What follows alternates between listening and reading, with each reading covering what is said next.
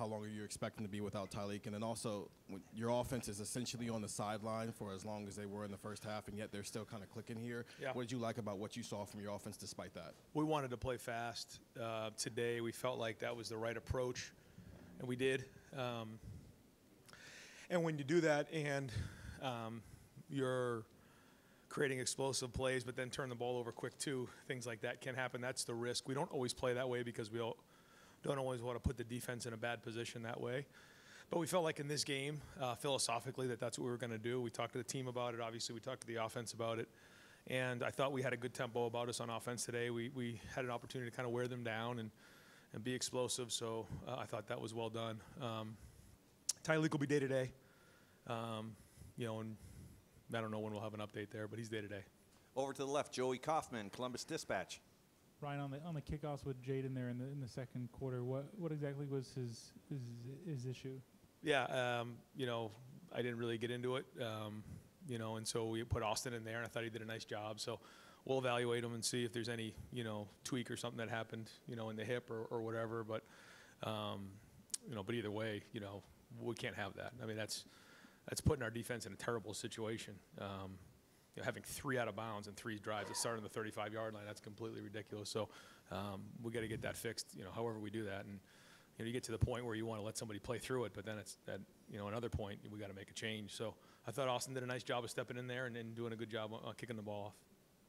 Over here to the right, Tim May, Letterman Row. Yeah, Ryan, your overall view of the way your defense played today tightened up things clearly in the second half. That air raid is a real deal, it looks like. But and then number 2, your penalty, but you also had another guy tossed out of the game for, I think it was Caden Curry. How wrong did you feel in that moment with your penalty by the way they were lollygagging? You're asking a lot of questions there, Tim. And geez. I'm sorry. I don't know if that counts for 1 or 3. All right, where do we start? The defense. I felt like Marshall did a nice job with their style of play, which is +1, spreading you out with the quarterback run. As we know, there's pluses and minuses of that. The plus, you can be +1. The negative is you take a lot of shots on your quarterback. So they did a good job with that. I thought we continue to stick with it. There's still a lot of things that we're going to watch on this film that we're not going to be pleased with, just with overall execution. I know Jim's going to be that way. So the things we did well, we'll continue to enhance. The things that we didn't do well, we got to grow from. Like you said, we kept playing on it. Did do some good things, and we're not going to take any win for granted, as you see across the country. We all take these wins for granted, but there's a lot of work that gets put into them, and guys played hard out there today. They did. Again, the effort is there. The guys are playing hard, and so we got to keep building on that. In terms of the penalties, the Caden thing, I got to look a little bit closer at. I saw it. When you see things in slow motion, sometimes it looks a little different than when it's live. So. But my situation was, there was 21 seconds on the clock when we subbed in. They, in my opinion, were really, really, really, really slow getting in. And so at some point, when you make a sub, around 21 seconds, you still should be able to run a play. And so we had to call timeout. I went out to the numbers. I didn't curse, but I was, raising my voice, saying that there was 21 seconds on the clock, and at some point that has to be a delay a game on the defense. I guess I yelled too loud. I'm not sure why, but that's what happened. Over to the left, Rob Aller, Columbus Dispatch. Yeah, Ryan, you had 1 carry for 2 yards in the first quarter, and then it just breaks loose. What did you like about your running game after that? Yeah, how many plays did we have in the first quarter? I don't remember. Is that 6. All it was? That's probably more. Yeah. I think what you're seeing is an identity that's slowly getting molded here where, we're explosive on the perimeter. I keep saying I don't think it was perfect, but I see our receivers blocking on the perimeter with some of these screen plays. You saw the first one to Emeka where, guys are blocking and then that thing split. You see the athleticism of some of our linemen. Josh Fryer out in space. Seth McLaughlin did a great job on that play. And then Emeka's got the home run ability.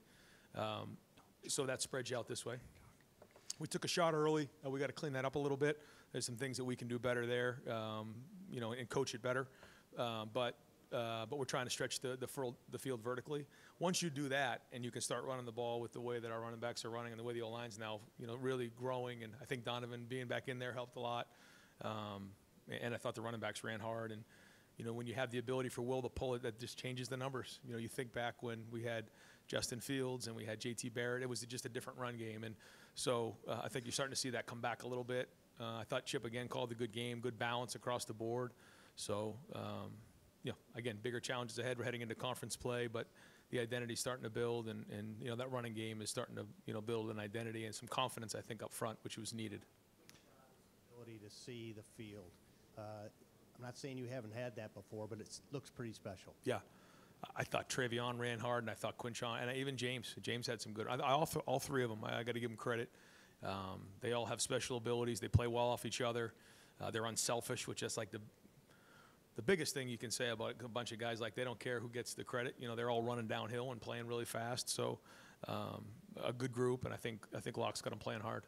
Folks, we have Jordan Hancock in the back of the room for about 6 more minutes. Over to the right, Bill Rabinowitz, Columbus Dispatch. Two quick ones. How would you assess Will Howard's play and kind of where he stands right now? And just as a team, you're now heading into Big Ten play. You haven't been tested in non-conference. How do you feel about where you are right now? Again, you don't know till you get out in the field, but we go against good players every day in practice, so it's not like we don't know what we look like against good players. So we'll just go on what we see and grow from it from there. But I thought Will did some really good things. I mean, the touchdown play to Jeremiah, that was a hot situation where we did not have the nickel picked up on that play, and that was a sight adjustment where he had to see that.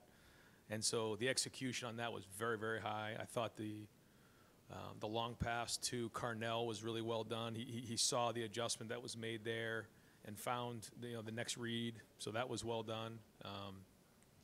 There's a couple really good plays in there by Will. So I think he's growing. I think he's getting more comfortable in the offense. So we'll watch the film and grade and see if he graded out a champion. And, folks, we have Emeka Abuka at one of the back tables as well. Back over to the left for Coach Cameron Teague Robinson, The Athletic. Ryan, I think it was going into week 1, you mentioned the excitement to get Quinshon on the field, but you didn't know exactly what it would look like because he hadn't played a game in a Ohio State uniform. 3 games in, what have you learned about Quinshon that really stands out about him? I just appreciate how hard he plays, his pad level when he runs. He's got home run ability, but you can see he gets behind his pads and runs physical. He's got a great attitude. I mean, he's got a great attitude. You can coach Quinshon hard, and he looks you in the eye, and he almost appreciates the fact when you coach him hard that you're trying to get him better. And that's a great sign for somebody who, hasn't been in the program for multiple years. It says a lot about who he is as a person, and he's running hard. I think he enjoys being part of this program, and he's been nothing but a great teammate so far. Over to the right, Dylan Davis, Delaware Gazette. The depth of your interior defensive line was really tested today between Tyleik being out and certainly the heat as well. I guess what were your thoughts on that, and especially guys like Jason Moore and Tywan Malone getting as long of playing time as they have here? So I got to watch it and figure it out. I feel like a mixed bag kind of coming out of the game. Some good play in there, but there was some other things that I think we're going to look at and want to get fixed. So I'll kind of wait till the film to and get some more feedback from the defensive coaches on exactly how some of those should have been fit. Folks, we're going to take 2 more questions for Coach Day, then we're going to bring Quinshon up to the main podium. Over to the right, Spencer Holbrook, Letterman Row. Ryan, you guys rotated Austin Integra a little bit on the right there. Yeah. Do you want that to be a fluid situation as you guys keep going, or would you like to settle that once and for all at some point? I like seeing them both play. Yeah, I think they both deserve to play. I think you guys saw them both play well in the first couple games. We'll see how they grade it out, and we'll keep evaluating it. But I don't think it's a bad thing to have a young guy get a little bit of a break during a game. And if we feel like it gets to the point where they're not getting into the flow of the game, then we'll keep a close eye on it. But I like getting those guys in the game and getting them reps. And final question for Coach. Over to the left, Andy Anders, 11 Warriors. Yeah, sticking with the run game, the growth you've seen on the offensive line and from the run blocking as a whole in the first few weeks. I mean, what to you has really spurned that on and gotten to the point now where you've put up the numbers you have these last 2 games? I think it's everything. I think it's Seth has done a great job of getting everybody on the same page. He's like having an NFL center in there. He is. When you go into a meeting and you say something, he's got the answer or he's going to get it fixed. In game, he's talking to those guys. It's just a calming presence, I think. Then when you add Donovan in there, it strengthened it even more, I feel like, this week. Now, not everything's perfect, and we are going to see, you know, a lot different competition moving forward. That's just once we get into conference play and down the road. So, you know, we're not, you know, making any kind of judgments right now. But you go off what you see, and you're seeing improvement there, and that's a good sign. I do think the running backs have a big part of it. You watch the film. Are they running hard? The answer is yes. And then, again, Will making good decisions, either, you know, having the ability to pull it when appropriate or making the decision to throw the ball out on the perimeter with the receivers blocking is critical. If your receivers don't block when you have some of those things, those plays don't work. So those are extensions of the run game, even though maybe they don't always show. Great. Coach, thank you very much. Okay, guys, thanks.